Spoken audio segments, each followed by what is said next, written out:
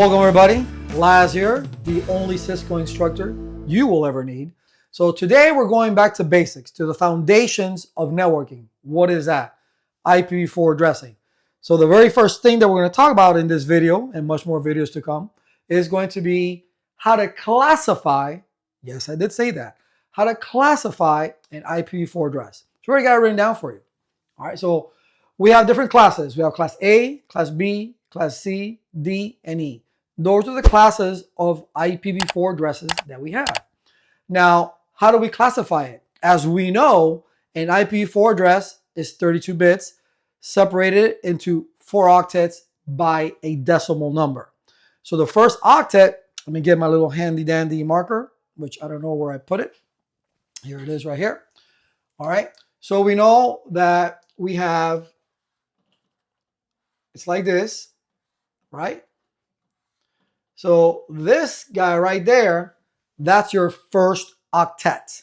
So when we're looking, we're troubleshooting, we're doing anything, we're looking at this first octet to know what class of address. Why is that important? Because it has a default mask. Well, what does that mean, Laz? Well, it means that if you're using a CIDR 8 or a 255.0.0.0, you can have the possibility of having 16 million plus addresses in your network. Obviously, you're not going to do that. All right, but when we get to subnetting, we'll show you that. But this is the default stuff. All right, so let's look at the first range. So for class A, looking at the first octet, we're going to look at a range of 1 through 126. What happened to the 0? And you can see in the next one is 128. What happened to the 127? Those are reserved addresses. Those are reserved addresses. We cannot assign them to, you can't put them in DHCP, you can assign them to a PC or any other device.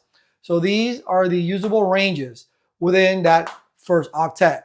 The default mask in CIDR, and CIDR is that, just so you know, because everybody says, well, /8 / this, that slash is your CIDR. CIDR 8. What does that 8 mean? It means you have 8 bits on, 255.0.0.0, okay? And then using that, then that will be a 16,777,214. I am subtracting the 2 from, because it would be 216, but I subtract 2. So these are already subtracted 2, all right? The 2 hosts, right? The host, the 2 IP addresses, the host, the broadcast address, and the network ID. So let's go down to the next one. B, 128 to 191. That is the range. Now, I know you're thinking in your mind, well, Laz, what about the private? That's something totally different. This is the entire range of the class B that includes those addresses that are private. That's another video. Taking it nice and easy. 128 through 191, that is the range in that first octet for a class B address. All right, in your class B, we have a CIDR 16. So that will be 255.255.0.0. And you have a default, these are all defaults, 65,534 available IP addresses that could be your host, or if you're subnetting, you have that available to you. Then you have class C, 192 to 223. All right, and then you have a CIDR 24, which is the first 3 octets, 255, 255, 255.0. And then you have 254 IP addresses that are available to you, okay?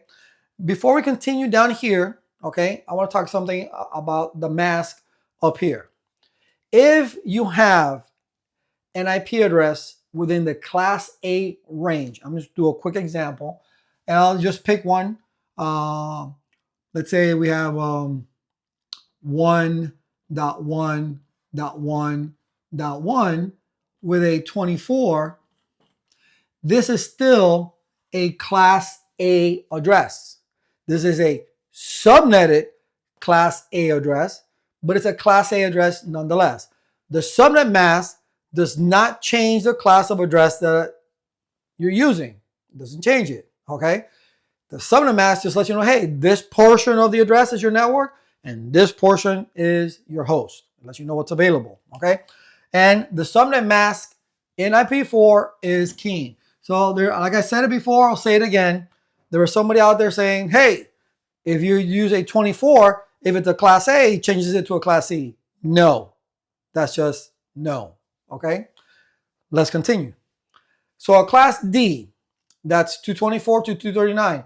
It does not have a default mask because this entire address range is used for the purpose of multicasting. So if you're streaming, if you're doing a web conference at a work, you will use a multicast server and you will use one of these IP addresses in order to do so. And depending on the mask, it's depending on the amount of users that you can have. So that's why there is no default number of users. You can have 10 people in your web conference, or you can have 10,000 people in your web conference. So the mask will differ at that point. But these are for multicasting only. Okay? And then the last one here, I don't know why this is this way. It's a class E, 240 to 255. It's also not applicable, no default mask, and no default number of hosts. It is, in my interpretation, in my opinion, Black Ops. Excuse me. In every book that you're going to see out there, you're going to read, excuse me, is going to be experimental. No further explanation needed, according to them. I really haven't looked into it anyway. But if you try to assign a 240 or a 255 to your PC, to a device, you're going to get an error. It's not going to accept it. It'll something to the effect of it's outside the range of known IP addresses or something like that. All right. So we need to know these classes, right? For testing purposes, we need to know all this for testing purposes. But for real world purposes, you do need to know when you're looking at an IPv4 address, you need to know what it is.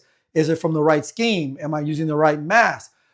You need to be able to identify because, and I'm going to erase this. I'll erase this last line right here because it's experimental anyway. So we're not going to play with that. But if you get this address right here, 169.254, that's a funky 4. Okay. And then whatever number here, /16. Okay. These two could be whatever. Your focus is this right here. Especially, 169.254. That 169.254, that is your APIPA. Your APIPA. Your automatic private IP address.